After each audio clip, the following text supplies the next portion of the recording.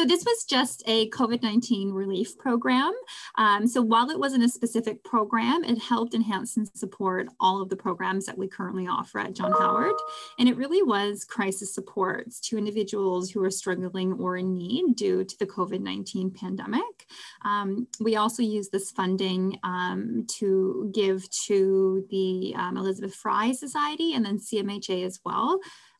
Because during the course of conversations in meetings and things with them, they had expressed a need for resources as well. So the funding went to crisis supports and also to PPE. So we got this funding kind of on the onset of COVID-19. So a lot of this funding went toward securing PPE, hand sanitizer, cleaning supplies, and everything else that people were trying to get their hands on during that time.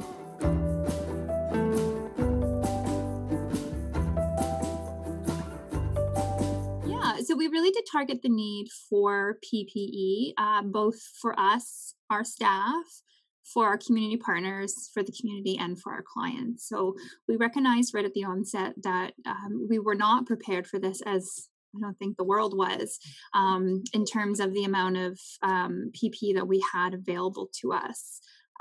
So this was really kind of created as a means to support our community and our partners in getting them what they needed. As a result of this, we were able to donate quite a bit of hand sanitizer to the Ross Memorial Hospital at the beginning.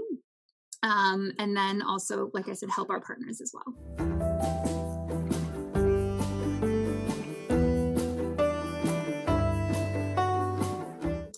Immediate supports. So we are able to access or give them access to things immediately.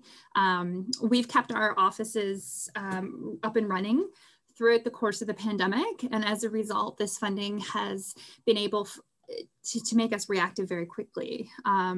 We don't have wait lists for any of our programs. You're always able to call the office and get in to see somebody and talk to somebody right away. So really this funding just increased the amount of resources we were able to provide to our community, however they needed it. Like I said, be it PPE for agencies to help them open their doors back up, or crisis support to the community if they were struggling as a result of the pandemic. We were able to step in with some resources to help them with that.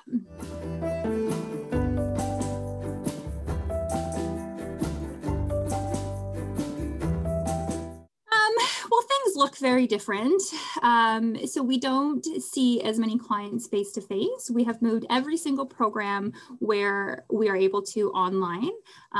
So for example, our partner assault response program, which is our domestic violence program, is solely online right now. And that's because historically we've had groups of upwards of 20 men at a time. It's just not safe to put them all in a room together right now. So many of our programs have moved to online or telephone platforms. We've closed offices to the public during shutdowns such as this, but otherwise we are open to the public. We just maintain maximum staffing capacities, and then all the proper procedures are in place if anybody ever comes into our office. We have protocols and policies surrounding that. But really,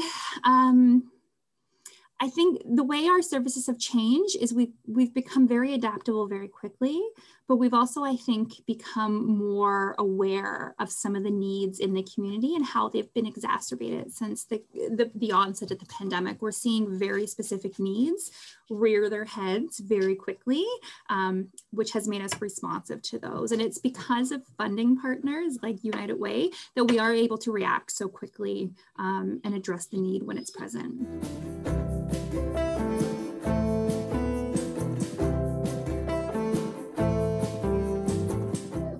That we are resilient, that we are stronger together, and that really there is nothing, God willing, that can be thrown our way that we can adapt to. This has kind of put at the forefront of our minds at John Howard, and I think every other community partner, that the client is really the most important part of what we do. And so, you know, however we have to adapt, we are resilient enough and we are able to pool together our resources to come up with plans that will help our community together.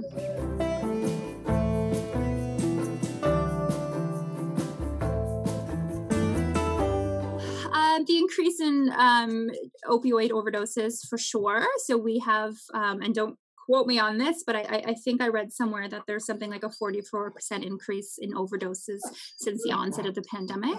So we're seeing an increase in isolation of clients, especially ones who don't have the means or the resources to get out. As a result of that isolation comes mental health issues and addiction issues if they were already present before. So we've seen a lot of food insecurity because of the pandemic, in that people may not feel safe or be able to get to a grocery store, but due to financial resources, maybe they don't have the finances to obtain food. So definitely increase in food security, definitely increase in mental health and addiction issues. And then we have seen an increase in domestic violence calls as well. Again, people are at home, anxiety is high, stressors are high, and that can result in some domestic violence issues as well.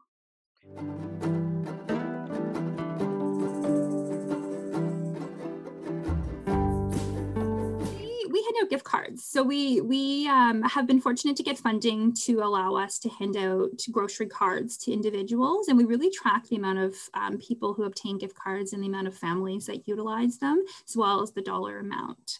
So being able to track how often they require food, what kind of food supports they require. We also refer to food banks and to the local food programs in the area in Kawartha Lakes and Haliburton as well. And being really present with our community partners and communicating with them about what resources are offered and where we can refer clients.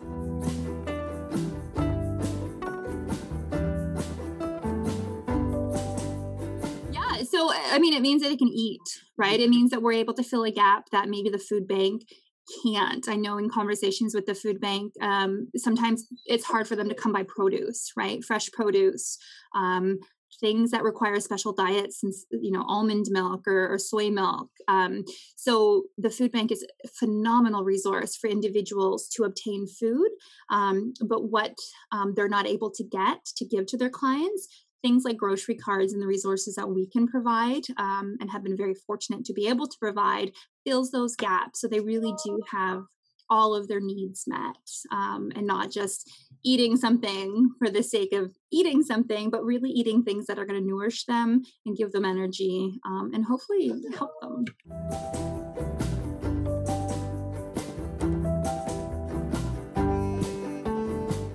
I think it's just really important to reiterate that the work that we do at John Howard, we really couldn't do it without such a really solid community that includes both of our funders and our community partners who are out there with us at their own agencies in the community, putting the client's needs first. And with such an integrated community of partners, the clients there is really no wrong door approach, because whoever they come to, we're going to make sure that they are supported and that their needs are going to be met.